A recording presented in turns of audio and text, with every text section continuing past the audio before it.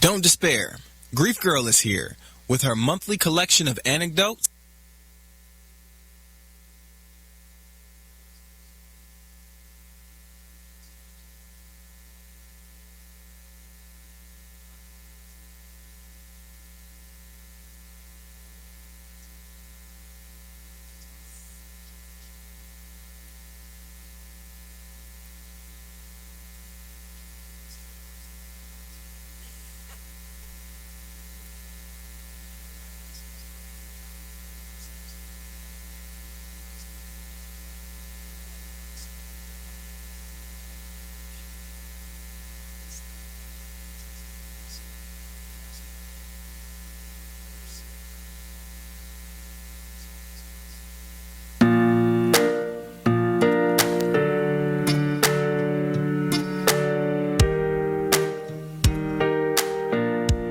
Don't despair.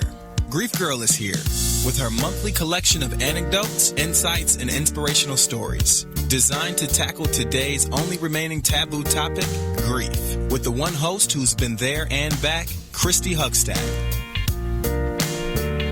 Well, thank you so much for that lovely introduction.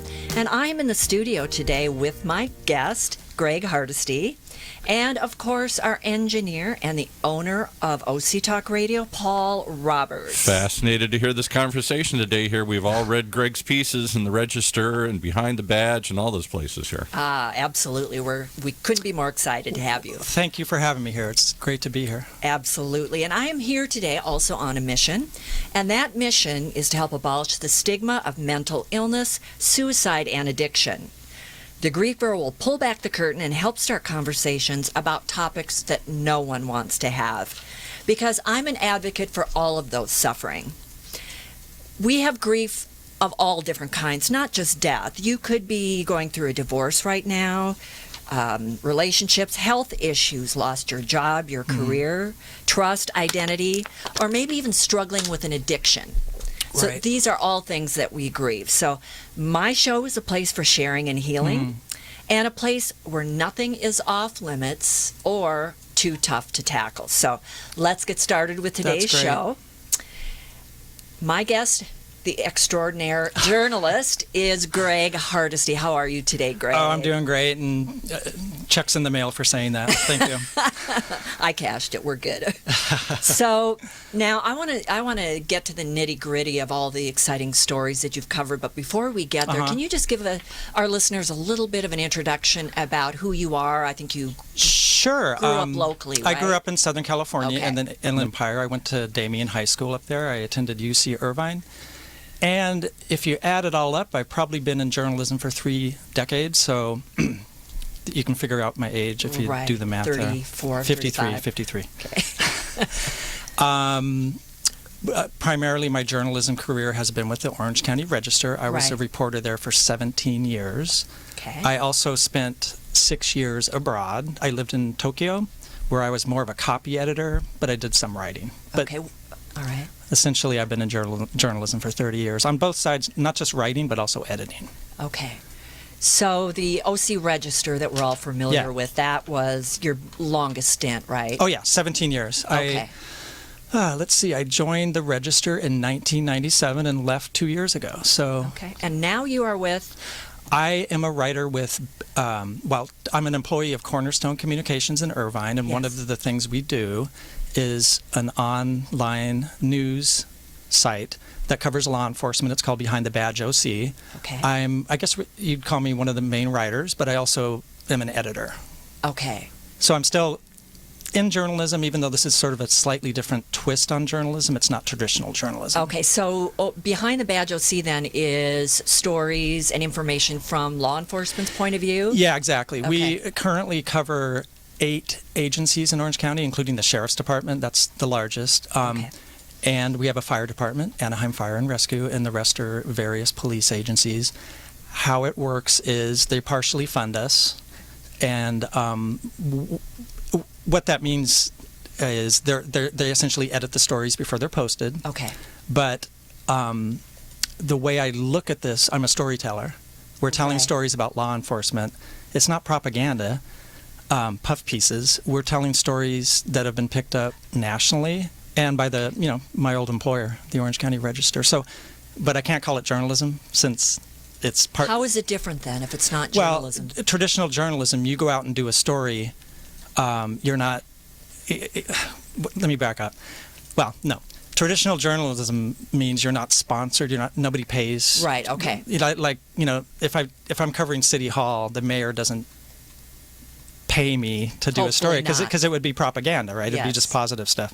So this is sort of a blend between PR and traditional journalism. So PR meaning we cover stories that highlight the positive aspects of law enforcement. Right, which is greatly needed. Yeah, exactly. That's why, especially with everything that's going on right now. That's why Behind the Badge exists. There's a huge vacuum out there. Traditional media is not covering these stories for two main reasons. Newspapers, as we all know, have taken a beating recently, so there's fewer reporters to cover these stories. And secondly, they tend to pretty much focus on investigative pieces and the negative, so to speak. Right. Like when a cop does a bad thing, it's splashed all over the news, and rightly so. Bad apples exist everywhere, but we only hear the one side. Pretty much, yeah. And so we're telling stories that just humanize. Right, and even though Behind the Badge OC has only been around for a couple of years, it's already won awards, hasn't it? I mean, it's doing really well. Yeah, we're doing really well. We, I don't want to barrage you with a bunch of numbers. Right. I'm not a numbers guy. I'm a words guy. I think we've won close to 10 Orange County Press Club awards, including, for example, Best News Photo. And here we're competing with, people like the Register, the LA Times, whoever entered. What was the photo that won the award? The photo that won the award was a portrait of a family grieving the loss of an officer who died. Oh, wow. In Placentia, I believe. Okay. I believe his name was Officer, I could get this wrong, don't hold me accountable here, Officer Alexander. Okay. It was just a very poignant funeral shot, which sort of ties into your show. It had to do with grief. Exactly. And in addition to your job at Behind the Badge OC, you are you are an ultra marathoner, right? Oh, yeah. And let me just tell you this morning, knowing that you were going to be my guest today, I set out on a run, and I was thinking of you because an ultra marathon is what, 100 miles? Well, no, technically an ultra marathon is anything beyond a marathon length, which is 26.2. So if you run 27 miles, guess what? You're an ultra marathoner. Okay. But traditionally they're in three lengths: 100 mile, 50 mile, 50K. 50K is what, 32 miles? Right. They also have 100Ks, which is 62 miles. Okay. So after 4 miles, I thought, if I were going to run 100 miles, I would have had to have started a couple days ago. And in my mind, that is not humanly possible. How do you complete? I mean, do you take naps, or how do you run 100 miles? Well, the goal of any... Let's stick with a 100-mile race. Yeah. The goal is obviously to finish as fast as you can. Right. Usually, most races have cutoffs, meaning if you don't pass a certain aid station by a certain time, you're taken out of the race. But basically, you're looking at maybe a typical cutoff would be 36 hours. Wow. So you don't have 2 days to finish. Usually it's 20. Okay. And I would say 24 hours is sort of the standard that everybody shoots for. If you can do it in 24 hours or less, you're a stud. But trust me, some of the best runners can do it in like 16 hours. Wow. So, I'm sorry, I'm sort of... How do you train for that? I mean, do you do an 80-mile run? No. Okay. In fact, that's a lot of runners make the mistake of overtraining. Right. I'll just use myself as an example. I used to run marathons. I did about 8. Okay. And then for some strange reason, somebody talked me into running a 50-miler, which is almost double a marathon. And I think I might have ran 30 miles to train. But here's the key to running a 50-mile to train, or a 100-miler. You run 2 days in a row of a lot of mileage. You want to run when you're tired, when you don't want to run. Right. So your body gets used to feeling, why are you doing this to my body? The over-fatigue. Yeah, you basically train yourself to feel really bad. Okay. Because you're going to feel bad. So you finished, 5 100-mile races? Yes, I recently did. Yes, I've completed 5 100-milers. The last one was on Memorial Day weekend, but that was, quote, an easy one. It was flat. It was on a 1-mile loop on a horse ranch in Riverside. So you have a 1 mile loop and you do as many laps as you can in 24 hours. And what kind of toll does that take on your body? I'm just curious. You have to have a few aches and pains. I mean, that's insane. I mean, you're not going to want to go dancing the next day. Or ever again. Everybody's different. I've been blessed with good genes, Wow, that's knock on wood, amazing. and so I usually don't run for maybe a week, but then I just start picking it up again. Okay. It takes, I can talk about this forever. No, it but- takes a certain personality type to be able to accomplish that, is what I'm getting at. And it takes you to places not normally accessible in Right. day-to-day life. Right. You know, here we are talking, we're sitting at a desk. It's probably hard right now to feel really high or really low. Right. I mean, we could maybe try it. That could be interesting. But when you're running, you hit, experience it all. You hit peaks, you hit lows that you You just hit the don't wall. exist. But also you hit highs of ecstasy that's hard to explain. Right. It's right. pretty cool. Well, good for you. You're also, and I know you are pretty humble, you may not have planned to mention this, but weren't you a professor? Didn't you teach Oh. journalism? Yeah, I Okay. loved it when my students called me Professor Hardesty, Okay. but I'm technically not a professor. All right, I was okay. an adjunct faculty member of both Cal State Fullerton and Cal State Long Beach, where I taught feature writing, Okay. which is essentially my strength. I've covered news, Yes. news, just straight news, who, what, when, where, why, but I'm more of a feature writer. Okay. Now, we met Greg about three and a half years ago, Yes, I believe so. and you did a big front page story for the OC Register Yep. on the suicide of my husband, Bill. I remember it very well. It was we worked on the story quite a while, putting And that together. How do you handle covering stories like that? I mean, I remember you came over and we were kind of chatting and you were looking around and you made me feel really at ease. But that's thank got to you. be hard for you to talk about subjects like that when you really don't know. I mean, you just met me. Yeah, when you're dealing with a story like that, it's an instinct for me now. I don't really know how to quite articulate it, but you just want to start a conversation Right. with somebody. I didn't know you. Right. And what happened to your husband was absolutely horrific, and Right.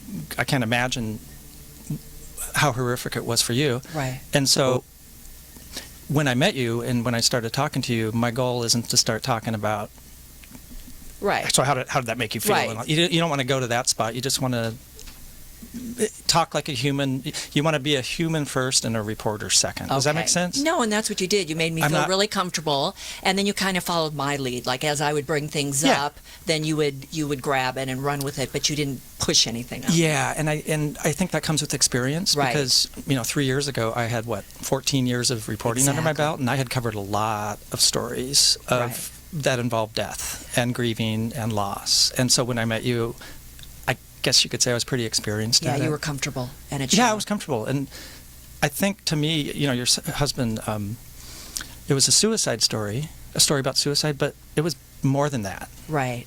It was a story about the system failing your husband. There were bigger issues. Well, and how somebody's suicide affected the entire community. Exactly. Strangers. A ripple effect. Exactly. Yeah. So it was very well done. And the intention of thank you. And I got to be honest here.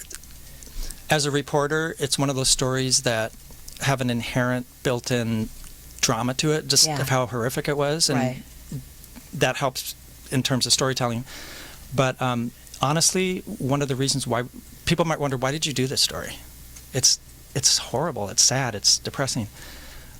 One of my hopes in doing that story is somebody would read it who might be experiencing a tough time in their life, and they would read that story and they would decide not to take their life. Exactly. If one person can be reached. Yeah, that it's worth it. And not only that, the families of other people who have had their son or daughter or their husband or a spouse complete suicide, they know that they're not alone and that you can survive it and there is hope for those people. Yeah. Yes, exactly. So it did win an award, right? Or didn't it win? Actually, yes, that won Best Feature Story, Orange County Press Club. I believe it was 2015, was it? A couple years ago. Okay.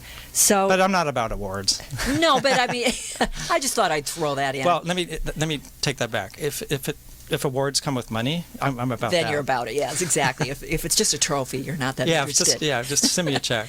Let me ask you this, Greg. You had a couple friends that died early on, right? I'm just wondering, is that kind of what started it's- attracting you to these kind of tragic stories? You know, it's interesting. I think about that because at the Orange County Register, I started off as a business reporter. So I was I was covering the surfing industry, you know. It was sort of like, you know, I don't know. Are you a surfer? Everybody, yeah, it's the hair, right? Everybody Right. Well, asks I'm me just that. assuming you are. No, I've dabbled in it, but I'm Okay. just, I was covering happy, fun, colorful feature stories about surfers. It was really fun. Just to recap my career a little bit at the Register, I also covered courts. Okay. Lots of, you know, murder trials, stuff like that. And I was a general assignment reporter. But I tended to always glom onto these stories about people dying, you know, tragedies. Right. And I asked myself that question you just asked me. Why? Why? And yes, when I was back in 1986, so I was, 23, I experienced my first loss with, I'd call them a loved one. They weren't my family, but they were Right. two good friends of mine. Essentially, it was a single car accident out in the desert. We had just all spent the weekend together. I left earlier, and they messed up on the road somehow, and they ended up going through the windshield and dying. Both? Yeah, it was one of my good friends, childhood friends, and his fiance, and they were 23, 24. Right. And that was my first. Do you remember how you handled that? Yeah, I was at work at the time. Okay. You got a phone writing call? the story. Writing that story? No, writing Okay. a story. Yes. At the time, I was writing for a now defunct Business Weekly. It was called Orange County Business Week. Oh, yeah, I remember that. It existed in the mid-'90s. Yes. I was working on some story. It might have been a story about, you know, something to do with grief. I don't know. And I got a phone call at work, and I had to walk outside and take a lot of breaths. And it almost sounds like a cliche, and I hate the word surreal, but Yeah, you you're in hear these shock. words, and you're like, what? Yeah. And so I think that really, really affected me. I mean, I was beyond sad. You know, this was a couple just about to start their life. Right. And plus it was a dear friend And when of mine. you're that young, you don't know how to handle grief, you know? I mean, you don't realize Hopefully not. I mean, how long of a process it is. Oh, yeah. It was. And you're in shock, you're in denial a lot of times. Your brain can't even really process what's happened. No. Right? No, it's chaos. Yes. So you bury yourself, you go back into work and continue to work on the story, and Yeah.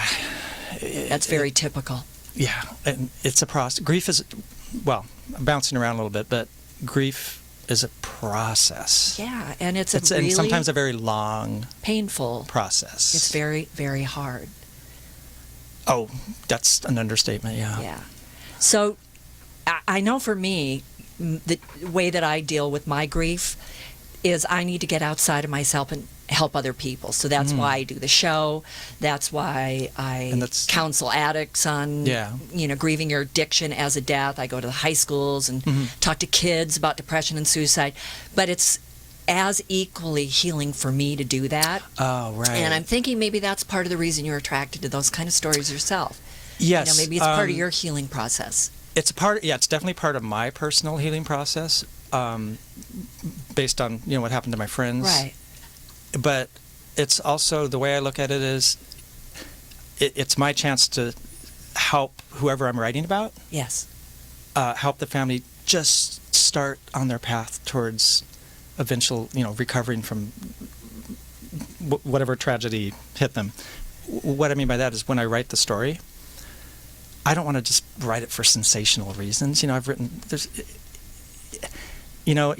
say there's a horrible traffic accident that kills 3 teenagers on the 73 freeway. I remember that one. One was a prom king, one was a prom queen. We cover it because it's news. Yes, I remember that. Too often, I think reporters, it's almost a stereotype. Oh, they're just covering the blood and gut stories because it sells newspapers, and wow, now it makes people click on their story online. Right. But I look at it this way. I want to tell a story about whoever lost their lives. Yes.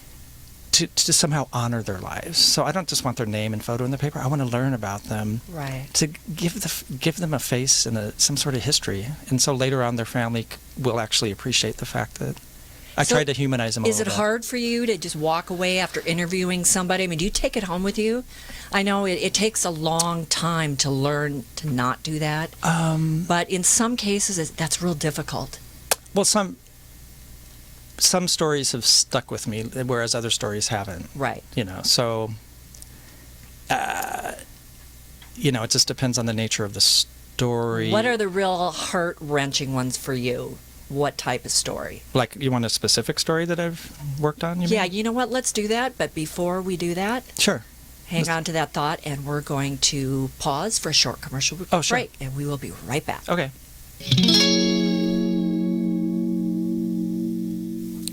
Today's show is sponsored by Behind the Badge, OC, news from a public safety perspective. We cover crime and crime prevention. We track trends and share stories about the men and women who keep Orange County safe. And we offer commentary from law enforcement experts. We strive to inform the public about the growing complexity and evolving standards of modern policing and firefighting. Today's officers, firefighters, and paramedics are more educated than ever before in history, and they are using new strategies and embracing technology to enhance the region's outstanding safety record. So, if that sounds appealing, just check out Behind the Badge. It's produced by Cornerstone Communications, and you can find them at their website at Behind the Badge OC, or check out Cornerstone Communications. That's Cornerstone Comms, Cornerstone, COMMS.com, for more information on that and other programs. Leading the trend in journalism and communication. All right, let's pick it back up. We're back with Greg and Christy, and you profiled the perfect place to break there, because we've had a couple people tweet and say, I guess we're all gruesome. What's the worst story you ever wrote about? What's the horror? What's one stuck in your head? So I think that's where you were going here. Well, I was the most heart-wrenching. Start with that one. Or that pops into your head the first here, yeah. The one that pops into my head the first, I had to cover. I got a phone call from the marketing director at CHOC Hospital, Children's Hospital of Orange County. It's now called CHOC Children's, about a 16-year-old girl who was had leukemia and was expected to live maybe another month or two.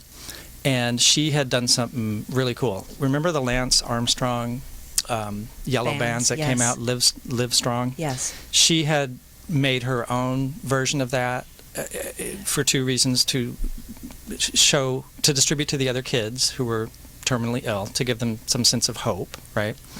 And then I think that she was selling them, and then the money was going to go towards cancer research. Anyway, it was about mid-afternoon, and the PR woman said, you may want to interview her sooner rather than later, because we don't know how much time she has. So I go, you know what? I'm free this afternoon.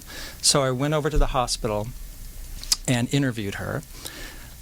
She was in what is called the Rainbow Room, and that's a larger room where it allows for many relatives to, be with the patient. Uh-huh. I walk into the room. There must have been a dozen family members there, and she's sitting on a bed looking through what I thought were magazines, and she was painting her nails. And it suddenly became apparent to me that she was planning her funeral. She was how old? 16. Wow. And she was just the most normal, happy, beautiful girl. She looked great. And she was going through figuring out which flowers she was going to have, what music she was going to play, what she was going to be dressed in, and she was getting pretty. She's getting ready. Yeah. And it was a happy, I hate to use the word happy, but in a way it was. Bittersweet. So anyway, I did the interview, and the whole other story is walking into a room with 12 people you don't know, and you're about to interview a dying girl. That's a little crazy. Yeah. Getting prepared for that. Anyway, I did the story. It came out the next morning on her bands. I think they were called Camie bands. Her first name was Camie, C-A-M-I-E. And a couple hours later, I get a call from her mom. And she goes, oh, my God, the story's great. People love it. Strangers are dropping off flowers at the hospital, and they're coming and they're buying these bands. And she goes, you know what, Camie absolutely loved the story, but I'm sad to say she passed away. Oh. So she was able to see the story, and she did read it. She read it, and then she died probably an hour or two later. And and the reason that stuck with me is for obvious reasons. I'm so happy that I played some small role in, so to speak, helping to send her off as happy and comfortable as possible. Yeah. So, because she was thrilled that her story got out there because she wanted. Absolutely. And for her, the fact that she was able to help others, Yes, exactly. sell her bands, get her message out there. And I remember thinking to myself, I don't want to write another story because I don't think I could write a story more important than that. Wow. And got to tell you one thing, I'm so glad I spelled her name right. Well, Wouldn't that be horrible? You write the story. absolutely. She's reading it. And then and he didn't spell my name right. And then Yeah. I would hate to have that on me forever. So yes. that's one that stuck with me for a while. Wow. Just That's her a powerful one. Just her attitude. She was accepting of. Well, and to be planning her own memorial at 16. Yeah, she was quite a wonderful young lady. That's a beautiful story. Then I had to do a follow-up the next day on the fact that she passed away. Yeah. Because we had just published the story. Right. So that's one that stuck with me. Gruesome. I heard the word gruesome. Somebody wanted to hear a gruesome story. I got too many of those. Let's go for it, Greg. Come on. All right. You brought it up. So now. Well, no, I mean not gruesome. Well, everybody remembers the horrible, tragic death of Samantha Runyon. Yes. Back in, I think we just passed her the anniversary of her death. I believe it was July 15th, 2002. Okay. She was 5 years old. Everybody remembers that, the Stanton girl who was kidnapped, sexually abused, and asphyxiated and left off of Ortega Highway. The killer's on death row. I don't name him because he doesn't need. Samantha's mother is interesting. Samantha's mother, Erin, and I have become friends. I've done a lot of stories over the years, and one thing she always told me, she goes, Greg, never mention his name, please, in your stories. Don't give him any publicity. Exactly, and I've honored that. I just say the killer. Good. The story that sticks with me is when Erin Runyon, Samantha's mother, for the first time visited the spot off of Ortega Highway where they found Samantha. It was 10 years after her death. And I went out there with Erin, and just spent time with her as she... It was a beautiful overlook. It's a place of beauty. You're in the middle of the Cleveland National Forest, and you look around and it's gorgeous. And then there's a spot on the trail where they found Samantha. Yeah. And Erin, she's so dignified, and so Erin's an extraordinary woman. Her foundation, of course, after Samantha's death, I like to plug it when I can, the Joyful Child Foundation. It's a great organization that focuses on keeping kids safe. The Joyful Child? The Joyful Child Foundation. Okay. Anyway, that stuck with me because what happened to Samantha was unspeakably horrible, and here I was standing at the very spot where... And that was the first time that Erin had ever been to that spot, too, and you were with her? Yeah, and I think it's floating around somewhere on the internet. We took a video, too, and it was... Wow. It was just... No, that's devastating. Profound. You're there to cover the story and, cover her and to watch her in pain and try to process that. Yeah, and I remember one of the quotes. I don't have the story in front of me, but Erin said something like, such a spot of beauty, and wow. I imagine she just flew away, and she could see the beauty even in amongst all the tragedy. It's pretty amazing. I do remember another story that you did, a business story about a businessman who owned a crematorium. But wait, and he also sold vitamins. Now, what was in those vitamins? I don't quite understand that. I had never found out, but that was that I was working on that story or similar stories like that around the time when my two friends died. That was for the Business Weekly that no longer exists. All right. I just thought it was wacky. Here, this guy, he runs a crematorium, and then he also sells vitamins. I remember asking him, I go, what's in those vitamins? And he's like, he never answered. It was just a wacky story. It's like, you're trying to keep people healthy, but then you're also disposing of their remains. It's sort of this interesting dichotomy. Talk about life and death right there. Oh, wow. You also did another story about the day in the life of a coroner, right? Oh, yeah. What exactly is a day of a coroner like? When we say the coroner, what I'm talking about are the forensic investigators. Yes. That's our official. Okay. Sorry to be so technical on you. Yes. But those are the men and women who go out to scenes of death and examine bodies to determine the cause of death. Okay. Cause of manner of death. Right. Okay. So I was young. I was fresh out of college, and it was for the Business Weekly that I was writing this for. I thought it'd be fun to hang out with a forensic investigator just to see what they did. That shook me up a bit, and I think they had a little fun with me. So I arrive at the coroner office. I'm this 23-year-old dude. Looks like he just woke up off the beach. And I remember getting a tour, and the investigator I was going to follow took me to the cooler, this giant stainless steel doors where they keep bodies. and he opened it up with sort of a dramatic flourish, like whoosh. And then inside were shelves filled with plastic-covered bodies. And then he walked over to one of the shelves, and there was a paper bag, a brown paper bag. And he goes, "That's my lunch. This is where we keep our lunches." You're kidding. And I think he just said that just to freak me out, because it was like next to like a limb, Oh, you're kidding. And that just really shook me up. I don't think he was kidding, because I think it's about 52 degrees Celsius. It'll keep your... I would bring a lunch that didn't need refrigeration. That's sort of weird, isn't it? No, that's like, very I'm hungry strange. now. Just be sure to pick up the right bag when you do that. Wow. Sorry, I don't mean to be flip. So what else? What else do they? That's what they do all day? They go to one crime scene. Well, not necessarily crime. Okay. The coroner investigates suspicious deaths. Okay. Or a death of somebody who's not in the care of a doctor, and crime scenes. They're the guys in the field that. Can you imagine what that must take to do that for a living? Now that's one thing. Yeah, that's hard for me to. I have such respect for those fine men and women, because they. Yeah, they see some pretty horrific things, I'm sure. Yeah, and who wants to see that? It's not pleasant. And I've never been a voyeur type. There's some journalists that sort of like to be out there and see all that. I've never really seen a lot of blood and guts, and I don't want to. Why do I don't want to? No. I don't want that in my head. I have too much weird stuff in my head already. That's not part of your training as a journalist, I would think. No.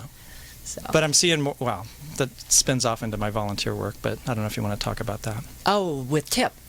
Hang on one second, Greg. We're going to pause right there for another short commercial break. Okay. We'll be right back.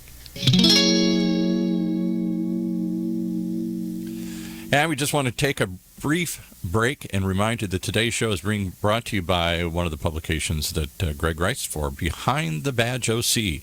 It's news from a public safety perspective. They cover crime and crime prevention. They track trends and share stories about the men and women who keep Orange County safe.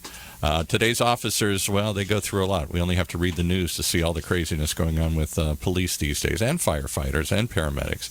And if that is a subject matter that you want to get a different perspective on and see what they're doing, how they're using new strategies and embracing technologies to enhance the region's outstanding safety record, or just read about the human stories that they come across every day, kind of like we're talking about here, then you'll definitely want to go to Behind the Badge OC, brought to you by Cornerstone Communications, Cornerstone, COMMS.com. You can read about their work producing that publication and several others. CornerstoneComms.com to find out about Behind the Badge, leading the trend in journalism and communications. All right, they're whispering away here, so if we can get them to come back here. Hey, I have a question. Can I interject a question? Sure. Absolutely. I'm always amazed after a tragedy when reporters descend on these people in the midst of the most horrific grief and stick something right in their face, a camera, a mic, and start asking them, how do you feel? That's like... Am I the only one that feels like, give them a break? Oh, no. The way you describe it, that's like the absolute worst way to go about doing that. And by the way, those were TV people. Yeah, right. How do you feel? How do you think I feel? Exactly. One of the hard things about journalism is, you know, when a tragedy like that happens and you want to humanize the victim, you can only do that by getting information from the family. So unfortunately, you do have to knock on the doors, and I've done that many times, and it is an art. I don't like doing it, but you have to. But you have to do it with a little dignity and respect. Just to stick a microphone in somebody's face whose family has just died and ask them, saying, how are you feeling? That's probably the worst thing you could possibly say. Absolutely. I mean, I have many, many stories, but we don't have the time where I learned how to, on my feet, figure out a nice thing. So do you have people fight back and say, F you, and get out of my face? Oh, yeah. Well, if you say, how do you feel, and stick a camera in their face, of course they're going to probably slam the door on you, but I've never done that. Towards the end of my career, the way I handled that, I would leave my card and a note on their doorstep. I wouldn't even... Call me when you're up. I hope my editor doesn't know that. Yeah, right. Because he's like, go get a quote, and I'm like, oops. Yeah. So it's got to be difficult to pull that out of them. Any techniques, any thoughts, and how you taught journalism and stuff? Well, how do you create that empathy and that connection? You learned that with your TIP training, right? The trauma. Yeah, I'll get into that because it ties into program. that. Yeah, well, basically, I think I might have said this. You be a human first and a reporter second. Yes. So I walk into a room. I don't even have my pad, my notepad. It's in my back pocket. So there's no barrier. Right. I'm just like a dude walking into a room with his hands free. Yeah. You've mentioned TIP. Yes. And TIP is Trauma Intervention Program. It started 30 years ago in San Diego. The Orange County chapter is 20 years old. It's a nationwide organization. I think we have 300 chapters. I'm not really sure. I joined TIP last year as a volunteer because I had learned about the program by writing about them for the Register. I had heard about them and then thought it's an interesting thing they do. What they do, what TIP volunteers do, is provide, I guess you could call it, emotional first aid. Okay. In the hours right after a tragedy, police, fire, and hospitals call us when they think we could be of assistance in dealing with survivors. So, are you on call? I mean, do yes, you take shifts? TIP volunteers. There's about 100 of us in Orange County, and wow, amazing people. Not me, of course, but everybody else. No, I knew that. Go on. Yes, we sign up for 3 12-hour shifts a month. Okay. Plus other stuff. It basically amounts to 500 hours a year of volunteer work, which is that's a lot. Quite a bit. And so sometimes you get a call, sometimes you don't. But so you could get a call at 3 a.m. and oh yeah. you're the person on call. Yeah, and typically, I mean, it runs the gamut, but usually, there's a lot of death in the homes, and sometimes it's an elderly person who passes away, and their spouse is there, and so that's... So really you're aiding the police officers and the firefighters so you can deal with the loved ones? Yes, exactly. Offer moral support so they can... Exactly, okay. Because the first responders aren't... A, they're not trained to do that. B, they need to do their job, which is like respond to other calls. So we sort of fill that critical gap. When they leave, and there's a family sitting there, devastated, we stay with the family, and we just answer questions. We get the process started. Yes. By doing very practical stuff like, oh my God, what do I do? Well, we have to pick a mortuary. Just very simple stuff. But also, we're just there to be there. So you're just by their side for moral support and to for whatever they need. Hold them up if they're unable to stand and they're so distraught that they need. We provide, yes, and sometimes you're just there. The gift of just being there. Yeah. Is all they need, and it provides so much. Just and you're a volunteer. Half the time they can't believe it. They go, "Wait, who are you? Why are you here?" Yeah. Oh, we're just a volunteer, and we were asked to be here, and we're here for you. And that is so amazing. I mean, I didn't know about that program. It's pretty. I've probably been to maybe 36 calls, and it's an amazing. It's an honor. It's an honor to be privileged to be allowed to try to help people out in such an intimate setting. I mean, it's you don't know what you're going to be walking into. You're in this inner. Oh, you never know. Yeah. What was the hardest call you got? Well, I would say one of the most poignant calls. Yes. We one of the calls we do. They're called NODA calls, and that's an acronym for No One Dies Alone. And because of privacy issues, I can't talk about specifics here. But basically, if somebody's in a hospital with no relatives or friends and they're like dying alone, TIP makes sure a volunteer stays with him or her 24/7. We do 4-hour shifts around the clock. And there was one call in December of a 7-year-old girl who had been taken off life support, and I'm not going to get into reasons why, but no family members were with her. So TIP staffed people around the clock for 6 days straight to be by her bedside and just be with her and to talk to her as if she were responsive. And she had no family, no one? She had family, but they could not be with her. Oh, my gosh. And I can't get into all that, but basically, we basically sent her off with love. Yes. We pampered her and we told her how much we loved her and how beautiful she was, and painted her nails and combed her hair and did stuff like that. That's a beautiful story.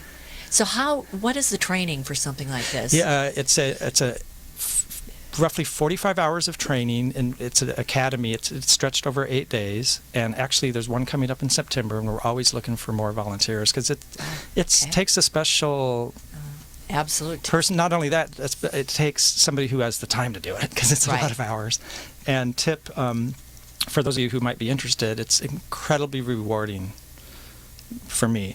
The website is tiporangecounty.org, tiporangecounty.org. We're always looking for more volunteers. And the next training session is when? September sometime. I'm not sure the exact date. So they can go online and all that information will be there? Yeah. Okay. It's just...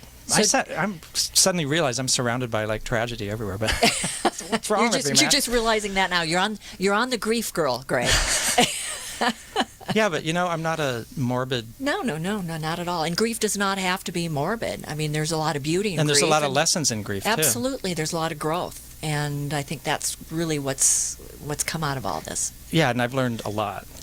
So tell me a little bit more about the training. I mean, do you do role playing? Yes. Okay.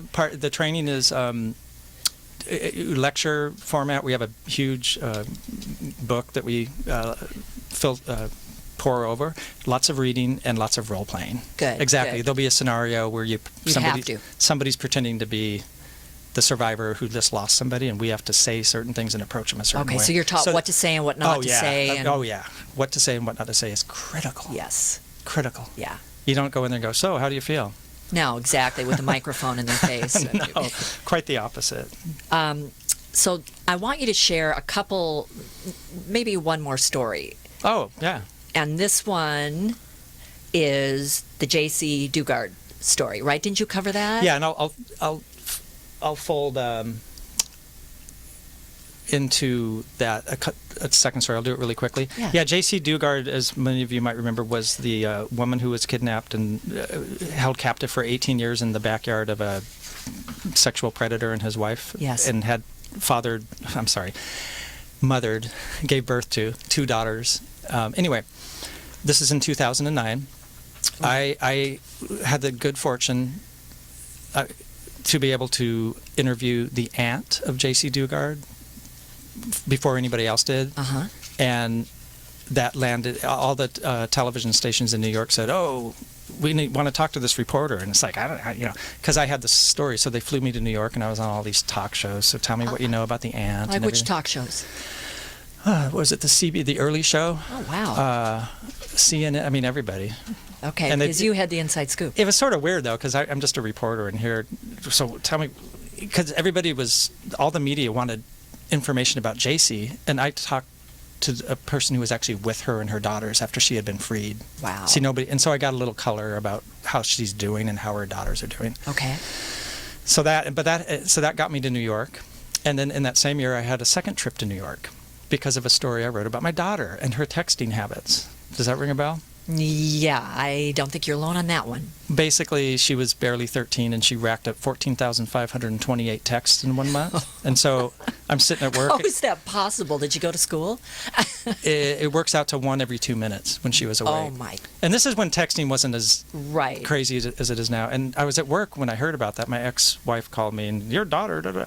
And so I wrote a story about my daughter. And then somebody in New York saw it, and then next day, You're back 2 days later, I'm on a plane to talk to the Rachel Ray Show, and then everybody else, Dr. Phil. You know what? Everybody can relate to that has kids, right? That texting, yes. Obsessive texting. So I like to look at 2009 as my TV year, because I got to go on TV live twice which is terrifying. Yeah, well, I'm sure it got easier the more you did it. But back to grief, Let me ask you this, Greg, because this is the question that I ask all my guests. What has grief taught you? To slow down, I think is is a way I'd put it. What does that mean? That means, I hate to sound like a cliche, but to live in the moment as much as you can, because we're not guaranteed anything. To step back and appreciate the here and now, and this ties into my running. Right, being present. You cannot finish a 50-mile race if you're at mile 22 thinking about, I have 28 more to go. You just can't let your mind go there, because you're going to get discouraged. Psych yourself out. So you're in the moment. Yes. Every mile, you're watching your feet hit the path. grief reminds me to slow down Okay. and see where your feet are going in the moment, and just try to appreciate what you have in the present. Right. Does that make sense? That's one of the things it's taught me. You're living life for today, and you're not focusing on what's happened in the past, and you're not worried about what's going to happen in the future. You're here, and you're experiencing all your senses. And it's also taught me that, as we mentioned before, grief is a process. Yes. So no matter how bad it's going to be, eventually it'll get better. Yes. As you can attest. Absolutely. And it's not going to happen overnight. And you know what? It doesn't go away. I But agree once with you you. realize that it's going to be a part of you forever, Mm-hmm. then it's okay. Part of it is accepting that it is now part of you. Let me ask you something real Yeah. quick. What do you think of the word closure? Because I have some thoughts on the word closure. You know Do you what? think closure is a concept that is possible for somebody who's lost somebody? No, I agree no. with you. Because people bandy that word about, I look at things differently.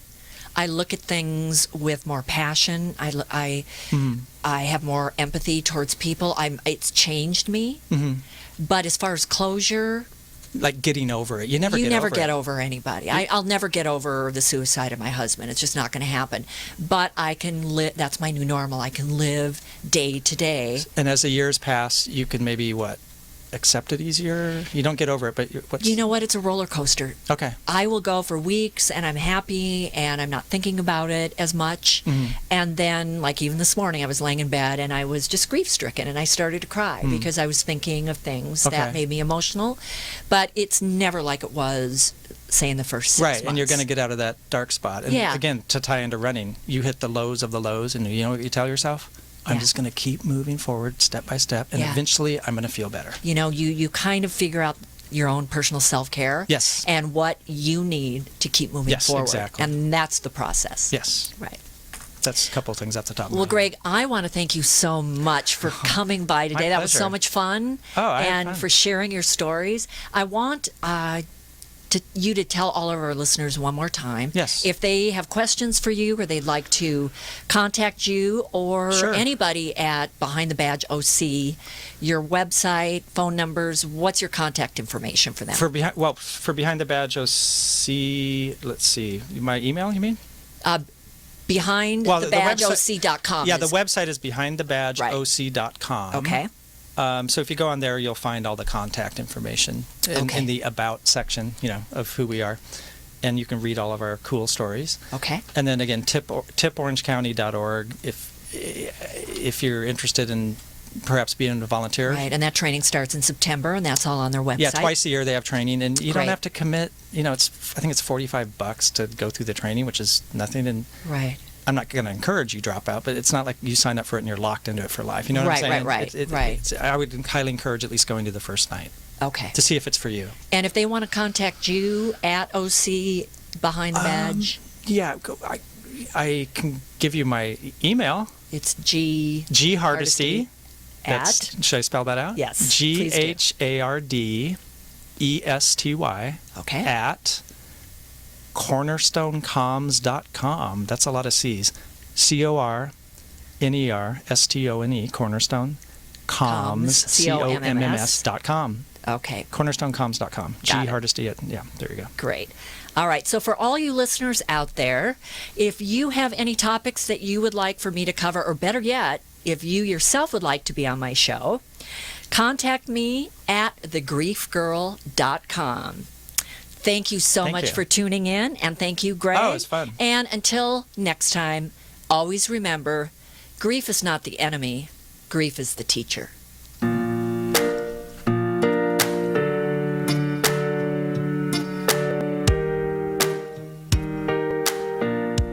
You've been listening to The Grief Girl with Christy Hugstad. Stay tuned for next month's collection of anecdotes, insights, and inspirational stories to help us tackle the only remaining taboo topic, grief.